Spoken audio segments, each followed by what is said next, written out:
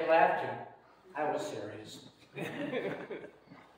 But before doing the sermon, I would like to acknowledge a very special person whom without his dedication to his work and devotion to others, I wouldn't be up here today. That person is Dr. Edward Contour, Professor Emeritus of the Vanderbilt University. He was also the director of the Gebby Speech Clinic at Syracuse University many years ago. And he helped me tremendously over 3 years of work with speech issues that I have. So that said, Dr. Contour, if you're watching this, thank you so very much for all of your hard work. Okay, now on with the sermon. This began a number of weeks ago with Bob's sermon, We Root Ourselves in Ritual. Bob spoke of Jesus being dedicated, which is a nice word for circumcised, in the temple by his parents when he was only 8 days old. Let me take you back there for just a moment. Imagine with me that you're with Mary and Joseph sitting in the pews, waiting for the dedication to begin. The scene is interrupted by sanctuary doors barging open. Mary and Joseph turn, and there stands the prophets Simeon and Anna. They come because they waited for their lifetime to see the Messiah, the promised one, before they died. But this is a bittersweet moment because Simeon will soon speak to Mary of the pain and the heartache she will endure during the time to come. He will tell Mary how she will feel as if a sword pierced her heart as a sword pierces her son's. Can you see the pain in her eyes as she listens to Simeon? Can you imagine when she leaves after the dedication in a dark, dense cloud? And later, the pain and the hurt of Mary as she saw Simeon's prophecy fulfilled as the soldier plunged his sword into her son's side. I'm sorry to say that at that moment, I started to envision myself in the scene as the soldier was thrusting that sword into Jesus' side. It was at that moment I was no longer listening to the sermon, sitting down there with the remote in my hand.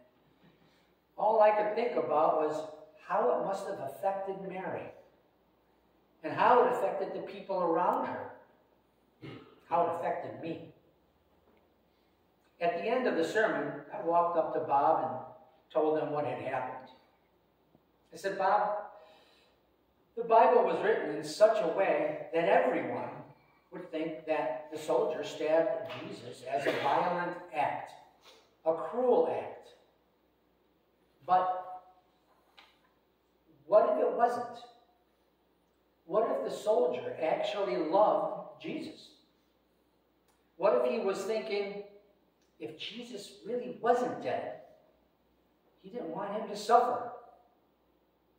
Could it actually have been an act of kindness, an act of love, or of compassion? I mean, clearly, if that's so, then he really kept his feelings to himself. Smart man. He'd be up there on the cross with everyone else. Bob looked at me and said, with a grin, "Will you do a sermon on that?" Here we go. It is a unique insight that I never thought about, he said. So I looked at him and said, maybe. Let's talk about it later. Hence the bucket list. By the way, I did go home and listen to the rest of the sermon. Well, I couldn't get it out of my head. And then on Palm Sunday, Bob's sermon, A Song of Loudest Praise, about Peter and the crowd, if you remember. That hit me right between the eyes. If you all remember, he asked us to close our eyes and envision Peter in the crowd, and to think about how we perceived what he was doing, what he felt. So here I am again, transporting myself into the story. But I caught myself this time and stayed fixed on the sermon. A few days later, I decided to write my perception of what Peter was doing, and I emailed it to Bob. I told him that I envisioned a Where's Waldo scene with Peter as Waldo, mixed in with the crowd. Try to find him. He was mixed in with the crowd in an inconspicuous manner, enough to feel he was present, but not convicted to the cause. He was hurting that this was coming true and that parts played in its culmination. Blending with the crowd, he carried the heavy burden of guilt, shame, deep sadness, and lost love. Bob responded to my email, and it was positive, and I felt good. But I found out that I got more out of the verses because I allowed myself to be drawn into the story. I was not just hearing the words. So what, as Bob would say? Well, the so what for me is, I put myself into the story and perceived that another angle could be taken in the story. So when it came to Peter, and what Bob asked us to do, did you think about it? Did you bring it home with you? And wonder what Peter was doing in that crowd? Was he Waldo to you too? Was he hiding, scared, standing tall and proud? Was he yelling, crying? What was your perception of what happened that day? We all have different feelings and views about things. A soldier thrusting a sword into the side of Jesus, is it violence or is it compassion? I think these questions can only come when we allow ourselves to step into the passage. You can unlock a deeper and different meaning, and it can be exciting or scary. Either way, you won't be disappointed, and it may deepen your faith. So again, as Bob would say, let's give it a go. I'm going to read John 19:31 through 34 again. Only this time, I don't want you just to hear the words. I want you to put yourself in the scene, close your eyes, and identify yourself as either Mary or of the soldier. And yes, the men can be Mary and the women can be soldiers too. So, see if this affects you a little differently the second time through.